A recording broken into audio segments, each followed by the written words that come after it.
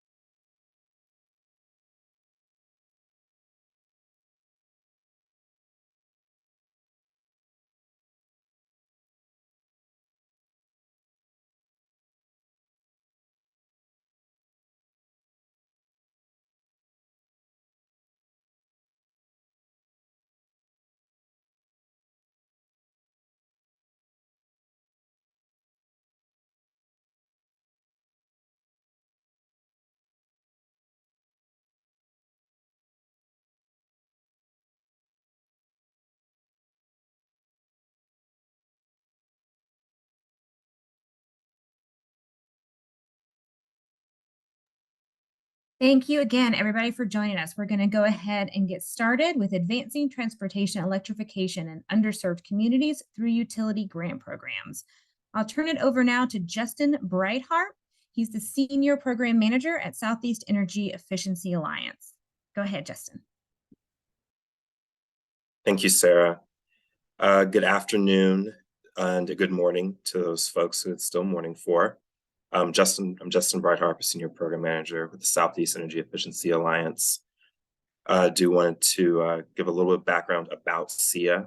So founded in 2007, SEIA provides decision makers with the knowledge, resources, and opportunities to use energy more efficiently.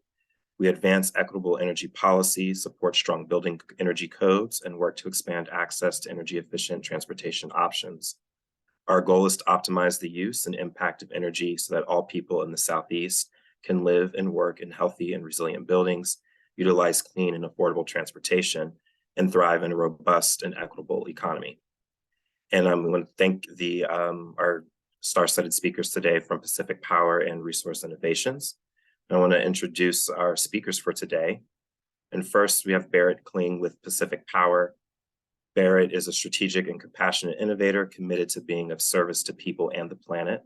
As a senior product manager at PacifiCorp for the last 7 years, Barrett managed and grew PacifiCorp's portfolio of voluntary clean energy products in an ever-changing and increasingly volatile marketplace, including the energy industry leading Blue Sky Renewable Energy Program, which during this time quadrupled program megawatt hours and currently ranks as first in green power cells among the National Renewable Energy Lab's top 10 list for voluntary programs. In the last 2 years, Barrett has expanded her knowledge of the transportation and electrification sector through her management of the grant programs made possible through the Oregon Clean Fuels Program. These include a portfolio of eMobility grants, matching grants, and grant writing opportunities for PacifiCorp's non-residential customers.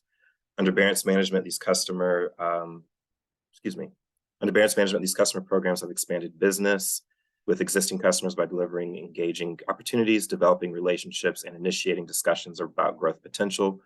Prior to this role, Barrett managed the communications for PacifiCorp's WattSmart, energy efficiency, and Blue Sky renewable energy portfolios. When not working to save the planet, Barrett enjoys the outdoor playground in the Pacific Northwest by hiking and kayaking with friends and family. I'm going to pause for a second because I see the slides have not, I think we need to go to the next slide, which has our speakers on. There we go. Okay, thank you. All right, next we have Kelly Helfrich with Resource Innovations. Kelly is responsible for leading the growth of our transportation electrification practice and execution of transportation electrification consulting services and software products for utilities, transportation authorities, and government agencies. She brings 10 years of dedicated electric vehicle experience with both a startup and a large OEM in a variety of capacities, including operations, strategy, business development, and product development. Kelly builds upon our Resource Innovations' existing transportation electrification expertise, as well as Resource Innovations' strong utility relationships in the United States, Canada, and the United Kingdom to deliver solutions for electric vehicle grid optimization, fleet electrification, and community electrification. Next, we have Stephanie Starr with Resource Innovations. Stephanie manages a diverse set of utility transportation electrification programs at Resource Innovations, where she provides support to community-based projects related to electric mobility. She has led electric vehicle program development and implementation for electric utilities in the Pacific Northwest and the Southern United States. Stephanie has over 20 years of experience in the areas of program and project administration and management with a focus on electric mobility for the last 5 years. She packages and delivers innovative solutions to address the needs of electric vehicle consumers and utilities in a rapidly evolving charging landscape. And then we have Vanessa Perkins, as well as Resource Innovations. Vanessa is a program manager at Resource Innovations, overseeing residential, community, and fleet electrification programs for utilities across the country. She's an environmental scientist whose background in ecology resulted in her drive to deploy sustainable climate solutions that balance environmental conservation with community resilience and public health. Her experience includes grant and proposal writing, program design, and implementation of transportation electrification programs, energy efficiency outreach, clean transportation, advocacy, and stakeholder engagement. And with that, I want to again thank you all for joining us, and I'm going to pass it over to our speakers. Thank you. Hey everyone, I think I'm next. Thanks, Justin. And thanks to Sia for having us and co-presenting this webinar with Pacific Power. I will go very quickly during my intro slides because we've all been at a webinar before and we just want to get to the content and what we signed up for. So I will go very quickly to just tell you that Resource Innovations, we are a DSM company. We have been in the utility space for over 20 years, but we've been doing more and more transportation electrification work in the last 6 years, focused on EVs and charging infrastructure and promoting these technologies in the communities in which we work. So on the next slide, the way we organize the EV or the transportation electrification practice. Oh, here's our NASCAR logo slide, as we call it, with a few of the utilities that we've been working with over the last couple decades. And on the next slide is how we structure our transportation electrification practice. So we divide it up into 3 groups: community electrification, fleet, and grid optimization and planning. And on the next slide is the different products and solutions that we have in each of these 3 business verticals. The webinar today that you're in is going to be focused on the very top left solution here under community electrification, all around our eMobility community funding and the great work that our teams have been doing with the wonderful people at Pacific Power. And so with that, I will pass it over to the team to present everything that they've been up to. And I will also just say, if you have any thoughts, questions, or topics you ever want to talk about related to EVs or charging infrastructure, you should all have my contact information, so feel free to reach out. Thanks, Kelly. Can we move to the next slide, please? Our presentation today will focus on Pacific Power and their EV grant offerings in the utilities Oregon territory, which are funded by the state of Oregon's Clean Fuels program. After 30 minutes or so, we would like to answer any questions you might have. And right now we are ready for the poll, please.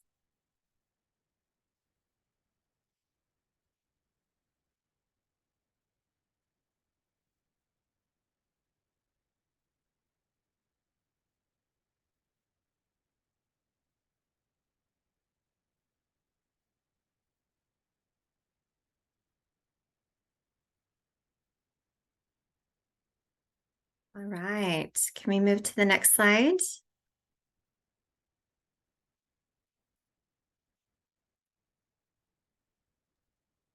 All right, Stephanie, do you want to stay on the poll to see what the results are, or do you want to move to the next slide in the presentation? Oh, we'll stay here for just a minute. My apologies.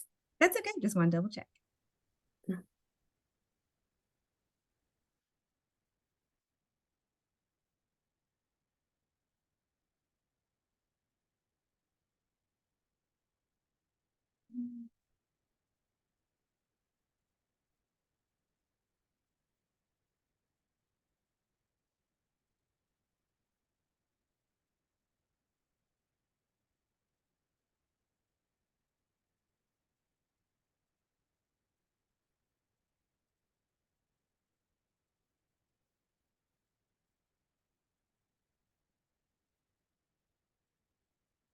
Awesome.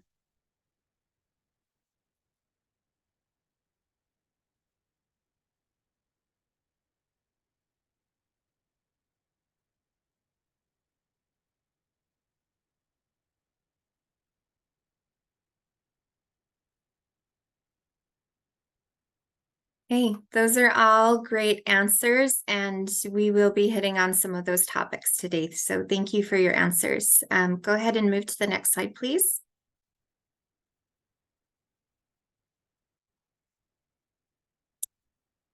Okay. What we really hope today is that you will gain an understanding of Pacific Power's EV grant programs in Oregon, in particular, the electric mobility grant and the resulting projects. We want to convey program design considerations to more intentionally target and support underserved communities. Next slide, please. We'll present the benefits we've observed to both underserved communities and the utility because of these programs. Some lessons learned as it relates to program design, and as these programs have informed utility planning, we will close with information about the exciting new transportation electrification offerings that are coming soon at Pacific Power. And we are ready for the next poll, please.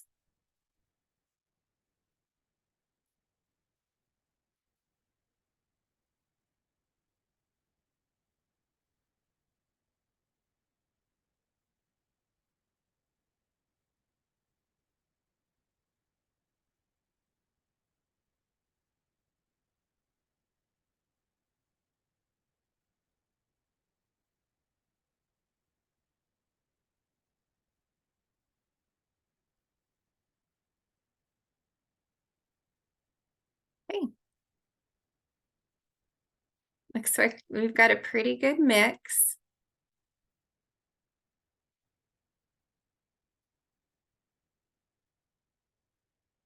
That's great. All right, next slide, please.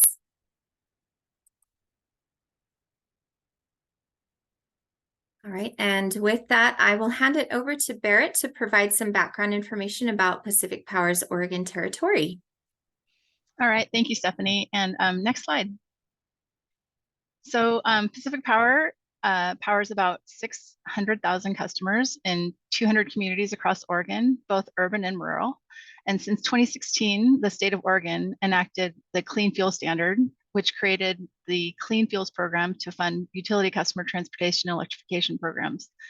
The Clean Fuel Program policy requires that utilities invest in programs that support transportation electrification and certain percentage of funds in the program supporting transportation electrification in underserved communities as defined by House Bill 2165.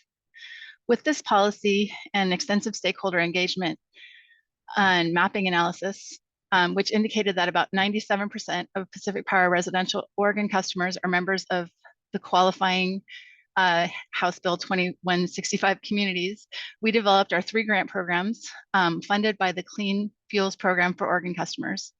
Now I think we'll take a quick poll about how your organization pursues grants.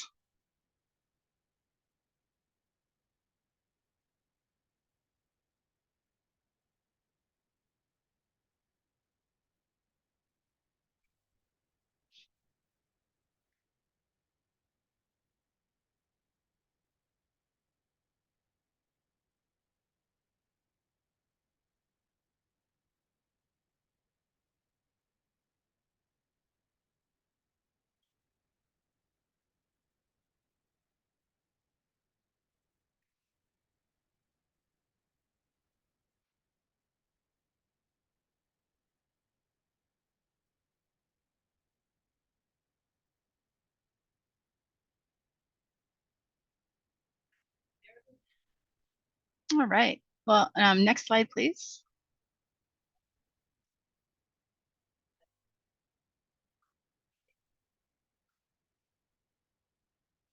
So the 3 grants that we offer today to support projects to advance electric transportation in underserved communities and support Oregon's goal to reduce the transportation sector's carbon intensity are the Electric Mobility Grant, the Matching Grant, and the Grant Writing Support programs. Collectively, $5 million in grants has been awarded to date. And we want to highlight the evolution of our electric mobility, our eMobility grant program, which first launched as a charging infrastructure pilot in 2018. The pilot continued in 2019, and then with more stakeholder feedback and EV technology hitting the market, it became the broader, flexible eMobility grant program, which we will focus on in the next few slides. The eMobility grant program has gone through 3 iterations, started in 2020 and continues to grow its funding pool, project types, and participants. You can see the types of projects and EV technology, and the community served has greatly expanded since 2018. Next slide, please. And I think Stephanie, you're up. Vanessa's up. Yeah. Oh, Great. Vanessa, Thank you there so you go. much, Barrett. That's okay. Thank you. And so as Barrett mentioned, we're going to talk in more depth about the eMobility grant that has evolved over the last few years. Before we launch into the details about this eMobility grant program and the programs that, or sorry, and its resulting projects that it has funded, first, I just want to address that we recognize Oregon as a West Coast state, and we're talking to an audience that is on the East Coast, Southeast coast primarily. And there are, while it is a different region of the US, there are a lot of similarities between the Southeast region and Oregon. Similar to Oregon, the Southeast region has a mix of urban and rural communities, a lot of agricultural communities. There's also an aging population, different retirement destinations and vacation destinations, and also disadvantaged communities with significant income disparities and environmental pollution burdens. Similar to Oregon, the Southeast has very diverse populations, diverse communities, and a mix of industries across each state and region. And on the next slide,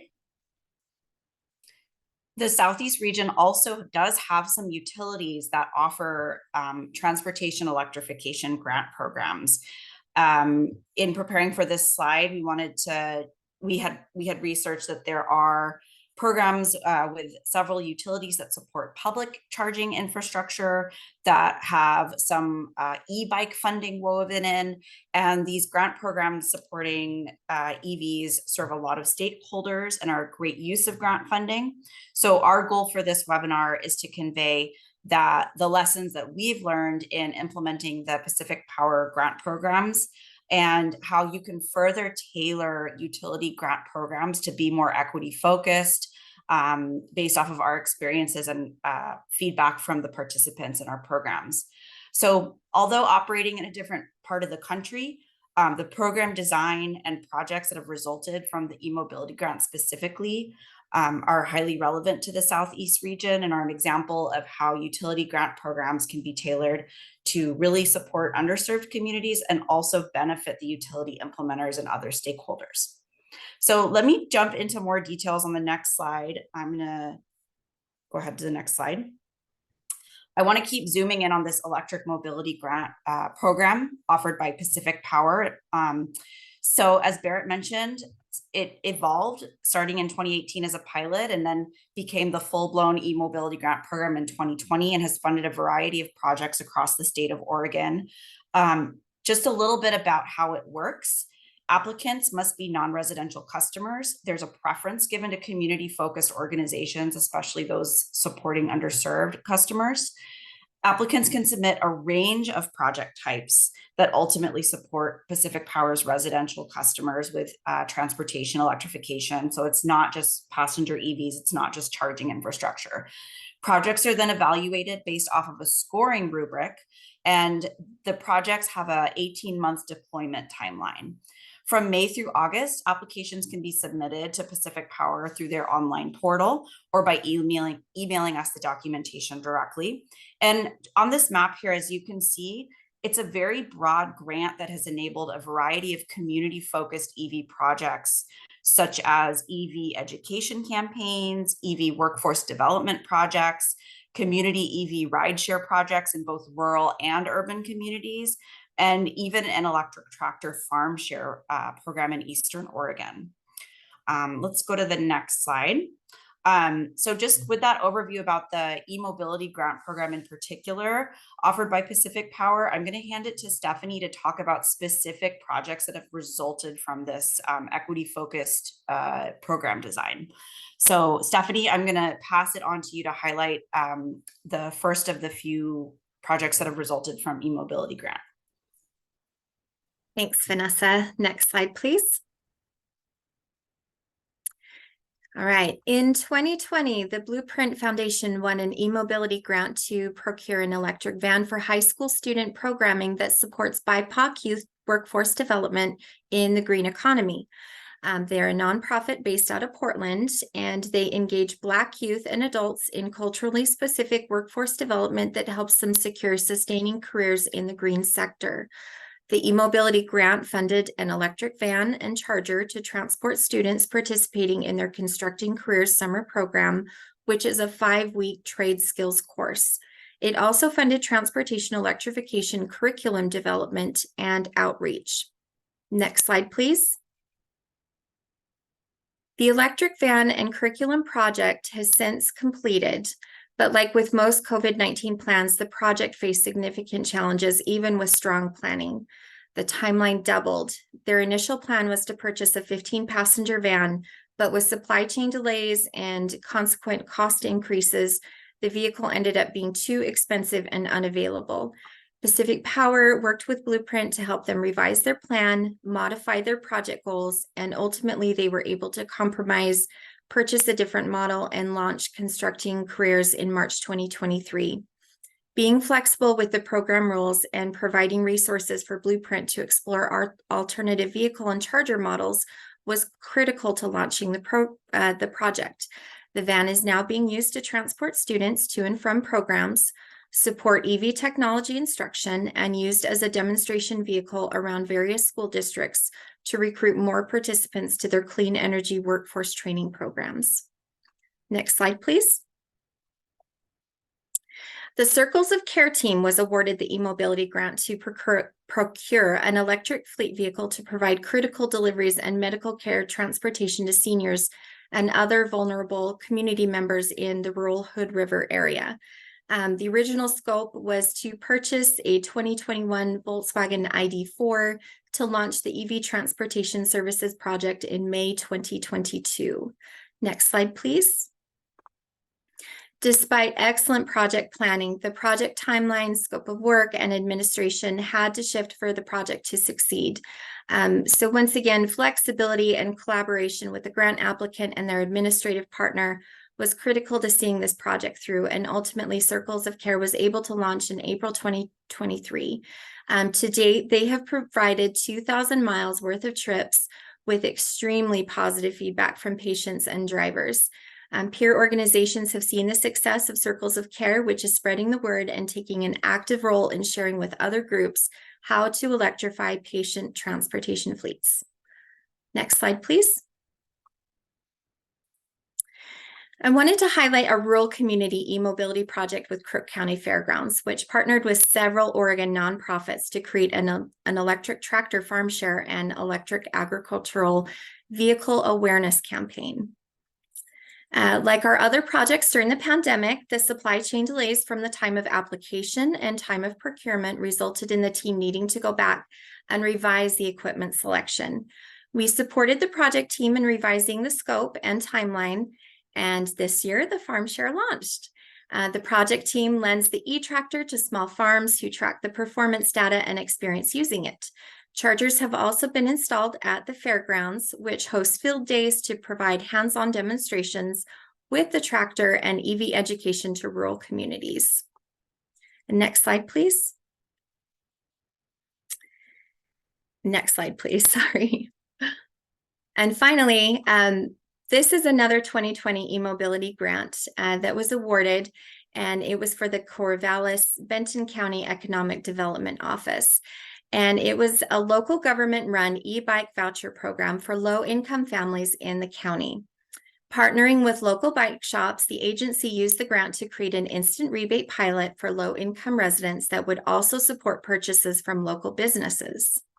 Next slide, please. Despite the pandemic, this project experienced minimal supply chain delays with e-bikes and their supporting equipment. They were able to administer 48 instant e-bike rebates. The micromobility pilot received a lot of positive feedback and requests to scale.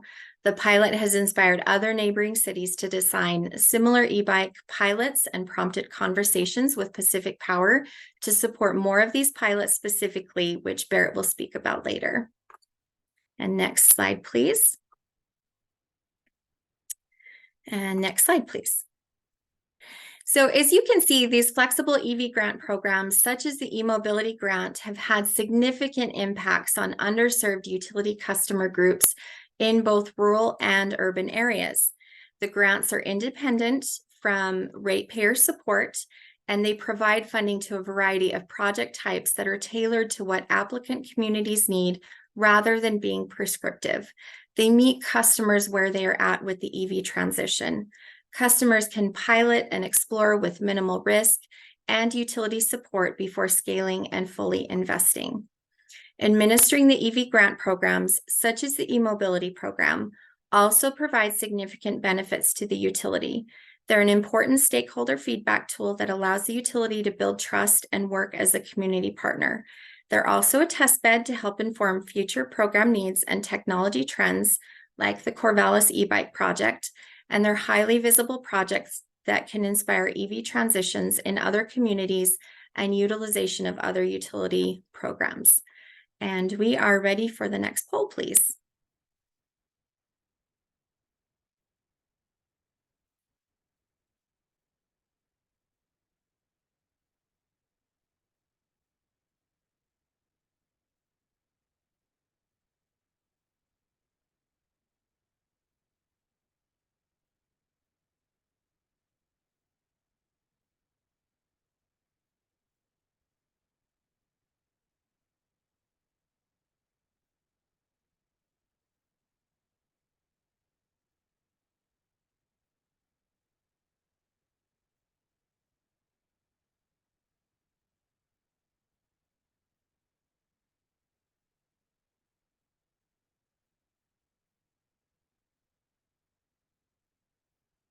Okay, I think we're ready for the next slide, please.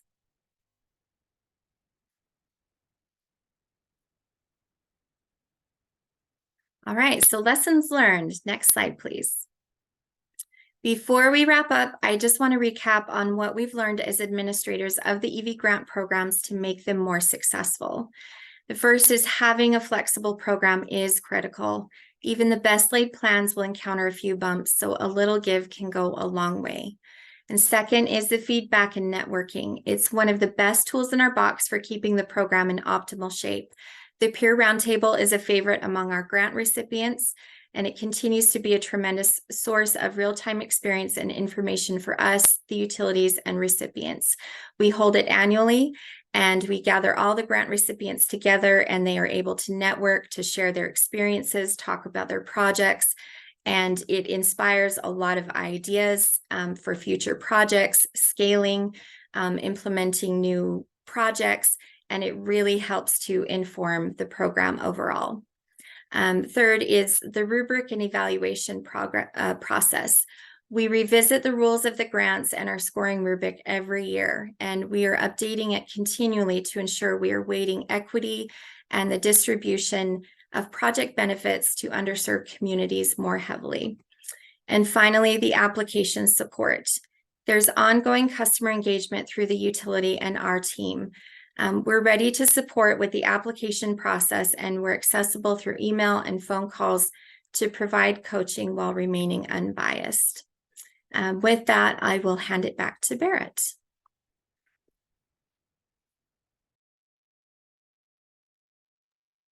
Thanks, Stephanie. Next slide. Next slide.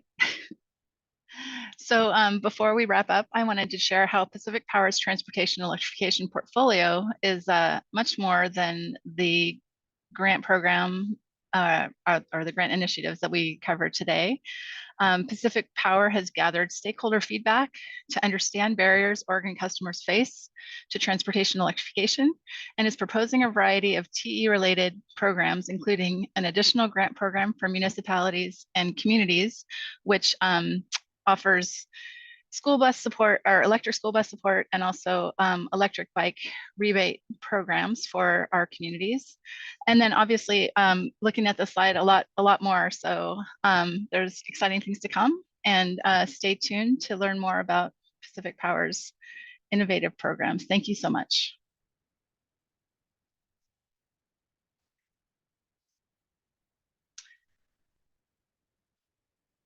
And that is all I have on that slide. So. Righty.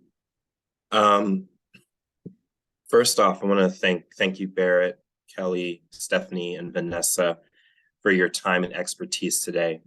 We really appreciate it. Before we go on to the Q&A portion of the webinar, just ask folks to please take a few moments to do the survey that was just added into the chat. Thank you. We always appreciate feedback so we can better provide webinar services to our stakeholders. So yeah, we'll take a few moments to do that. And I also want to thank the audience for your engagement today with the poll questions and the survey as well. Alrighty. So first off, I do, as our audience is kind of going through the survey and as they're thinking of their own questions, I want to start with one question to maybe to bear it into the to Kelly, Vanessa, and Stephanie.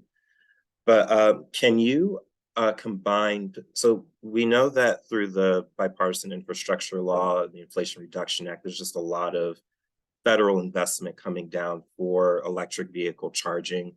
There's also some state programs that are coming out among other funding mechanisms. And so can you combine Pacific Power grant funding with other grants such as federal or other utility grant funds? Yeah, I can take that. Yes, you can, and we recommend it. We also have a matching grant program that allows you to combine all those different types of grant dollars. Do you guys have anything to add on that?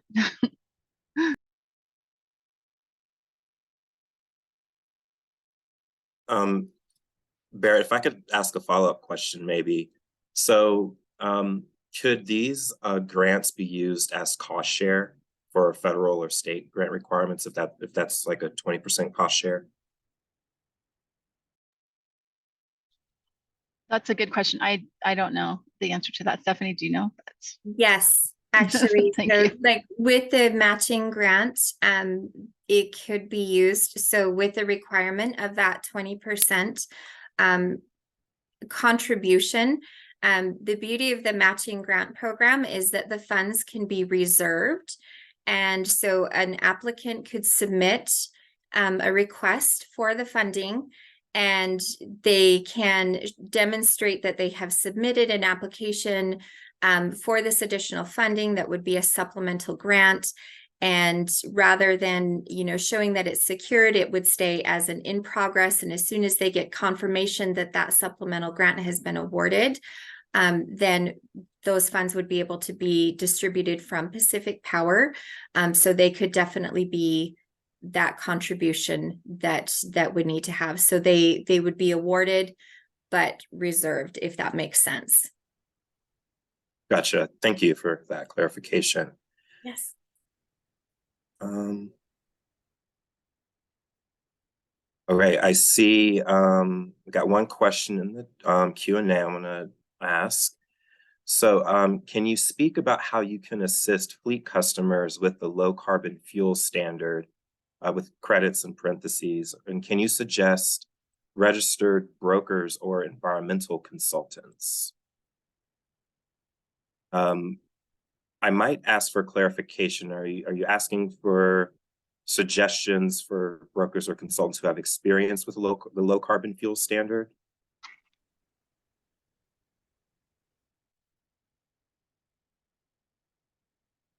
Yes, that is the question. I'll let whoever can answer that go.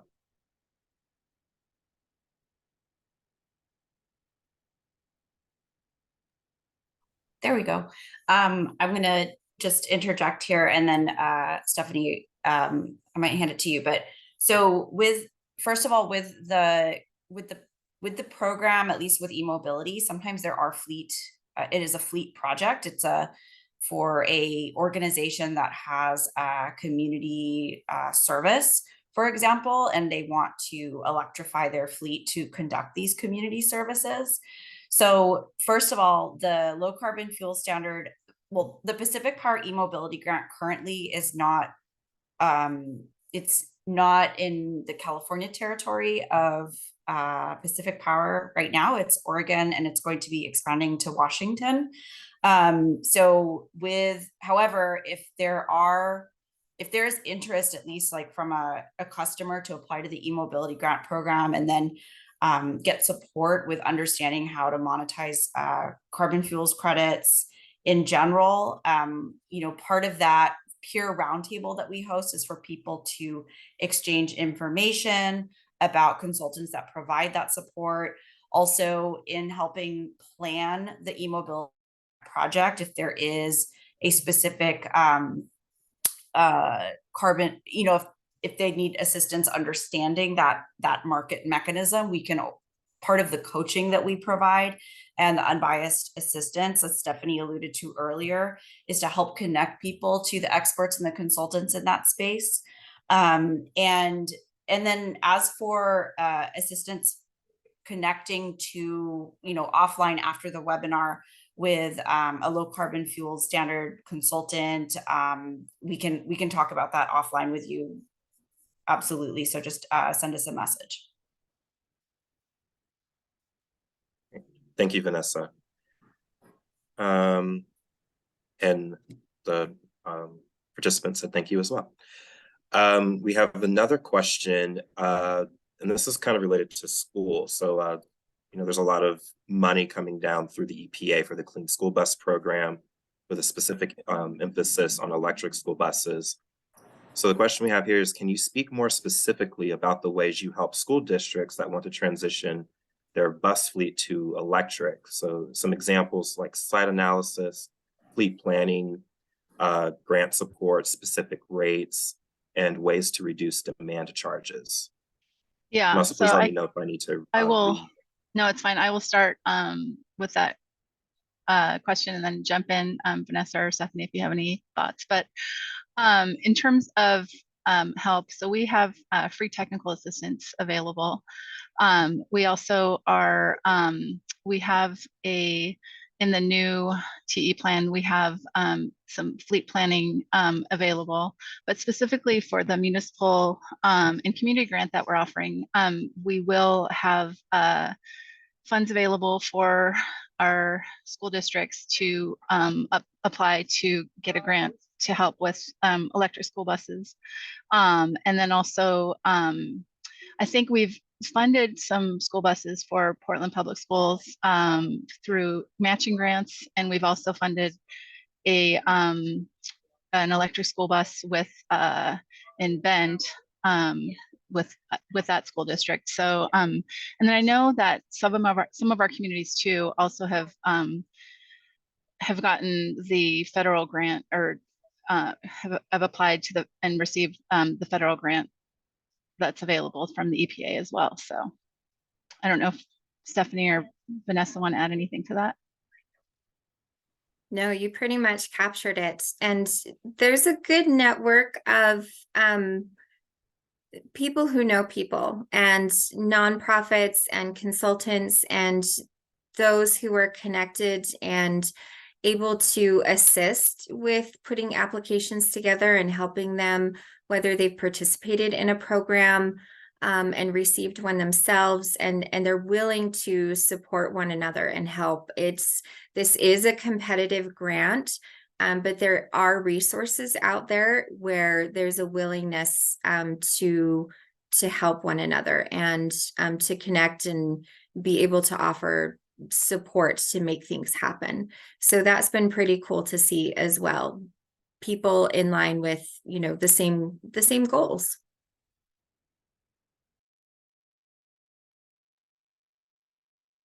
Thank you, Barrett. Thank you, Stephanie. Next question that we have here is, what is the approval rate for eMobility grant applications? In other words, what percentage of applications are awarded grant funding relative to the total number of applications received on an annual basis? I can take that one. The approval rate, as far as a percentage, it's hard to toss out as a percentage. The funding pool varies year to year.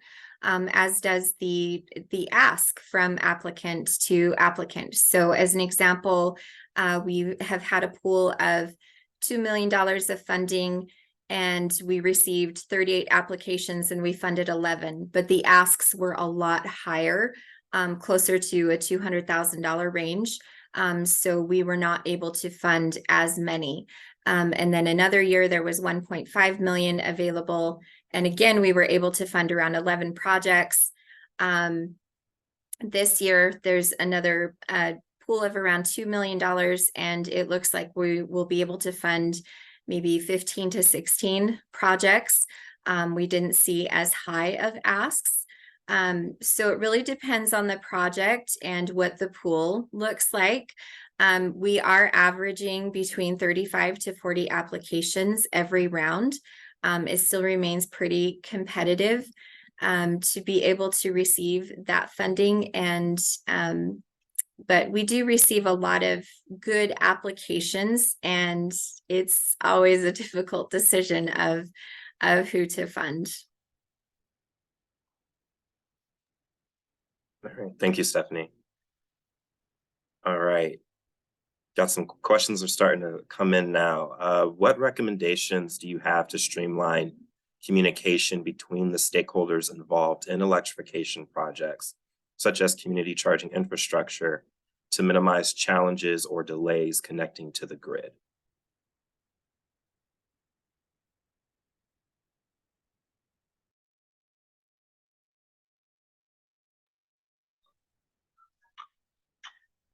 I think it's important that the community as a whole kind of, stays engaged, and kind of pays attention to what is happening with the community charging infrastructure. But a lot of the projects that we've done are more, they're, are non-residential participants in our, in our communities. And so we all try to just stay engaged in that process. So I'll just add one more thing too. Barrett, also, the Pacific Power has they're like what Stephanie said earlier, like maintaining communication with the stakeholders and helping kind of with that coaching and application support. We're not telling you how to do it, but connecting you to the right partner, connecting you to the right person at the utility. And one thing that I think Pacific Power has done really successfully is their technical assistance program. So non-residential customers, one of the ways that Barrett alluded to, staying connected to the community and kind of knowing what is their preliminary plan and preliminary vision, is they have a free technical assistance program to help you get a sense of the engineering needs and grid infrastructure needs and costs and timeline to put in the infrastructure that you're envisioning for your community project. And that technical assistance program is free, and it's for it includes non-residential multifamily buildings as well, community site hosts, workplace charging. If a city wants to put in a community DC fast charging hub. And a lot of applicants, Stephanie does a really good job of when people are starting to plan their initial vision for their project. These are the, first, like, we really recommend this technical assistance program, and submit the documentation that they create from the technical assistance program with your app to showcase your plan, and let us know at the utility and in the program that you've really thought through planning. So I'm a fan of that program. I just wanted to highlight it. It's very complementary to what y'all do with the eMobility grant. Okay, well, thank you, Barrett. Thank you, Vanessa. So I think this next question, Vanessa, you kind of alluded to it a little bit. And it's, how do you recruit applicants to form project teams and apply for your grant program? I mean, these are community focused, the teams are very important. So I guess, could you speak to that a little bit? Yeah, Stephanie, you go first and then I'll chime in excitedly.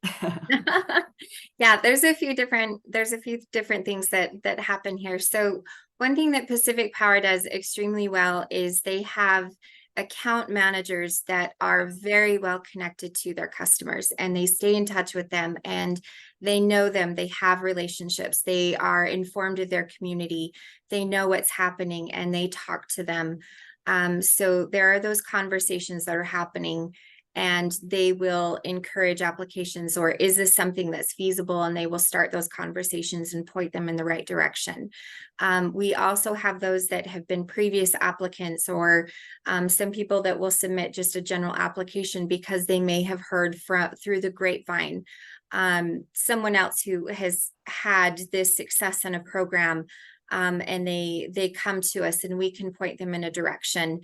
Our peer roundtable, we have a lot of those grant recipients who are willing to serve as a point of contact and a reference to future applicants and talk to them about how to do a project, or here's what we did and here's what worked and what didn't.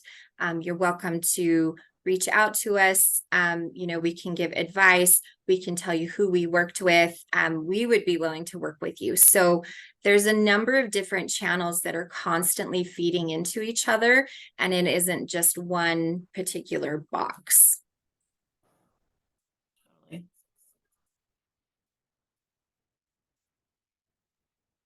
Great. Well, thank you, Stephanie.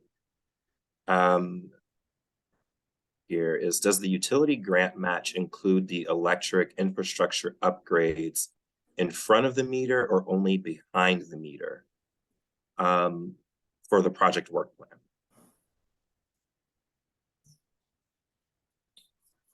So the utility grant match will cover up to 100% of all of the expenses. And the only thing that is not covered will be anything if it's like a service upgrade through the utility itself. So if there's a line extension, or if they have to have like a transformer upgrade, anything like that, that would be something they're doing directly through the utility, that is not covered by grant funds. But anything else that is related to the expenses could be covered by the grant.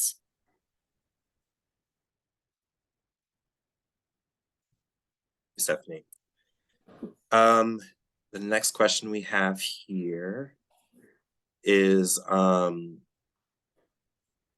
the grant funds come from a different source other than the EV incentive programs?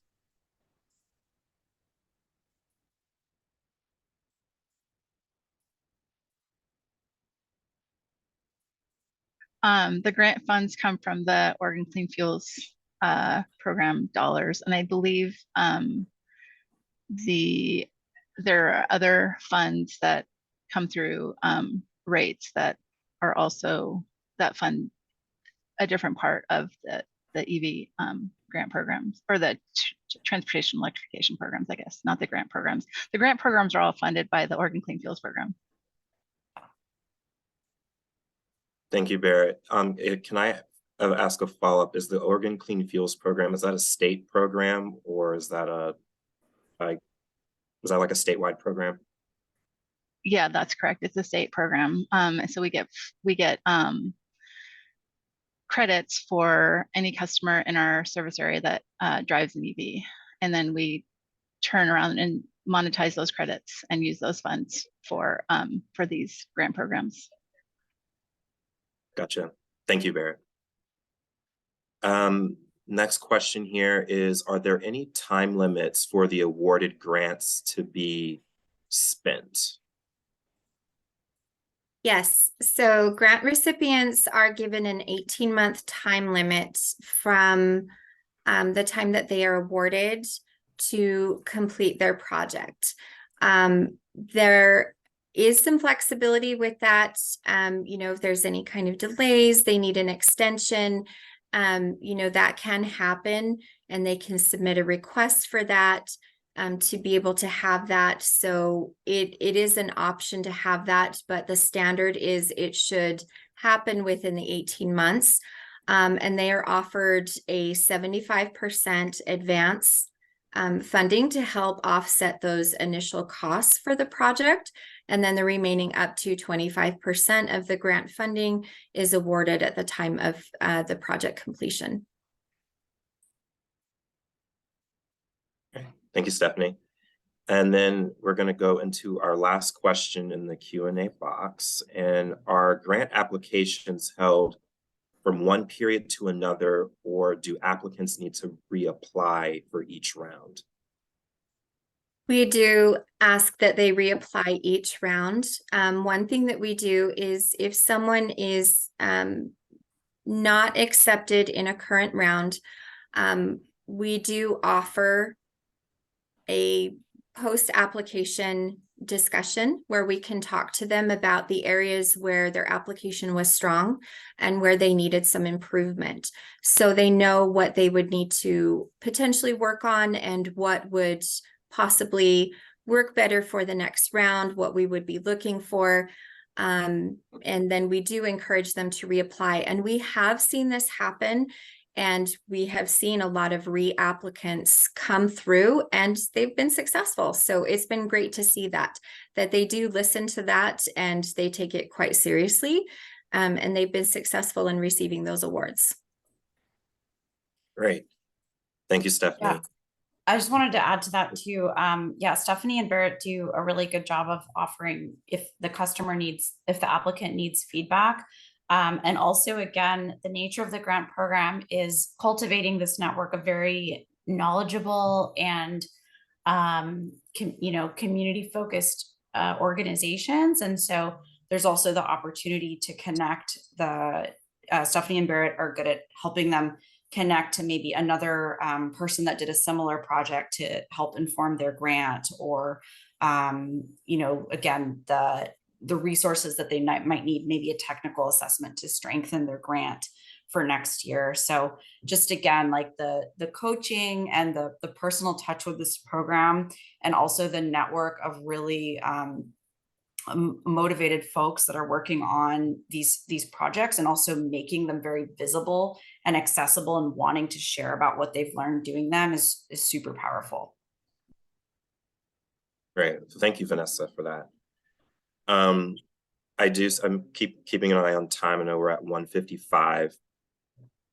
For folks who may still have questions and have not been able to, we do encourage you to follow up once the stuff gets sent out, and we can make those connections. But before we do close, I do want to offer a quick chance to, if you have additional questions, if you'd like to see in the chat, you can please put them in there in the Q&A, and we'll follow up by email, and of course share contact information. But before we do, I do want to kind of bring it back to Barrett, Kelly, Stephanie, and Vanessa. If you have any quick, short, final thoughts you'd like to share with the audience. I think I'll just add, we really appreciate Resource Innovation's partnership in managing these programs these grant programs, because we couldn't do it without them. So. Thanks, Barrett. And likewise, we appreciate the opportunity to work with Pacific Power. It's been a great learning experience, and these programs are expanding, they're growing, and it is changing all the time. There's so much growth, and they have been an excellent partner to be able to roll with the punches and all of the changes that are coming all the time, and to be able to adapt as we see these changes coming in this landscape.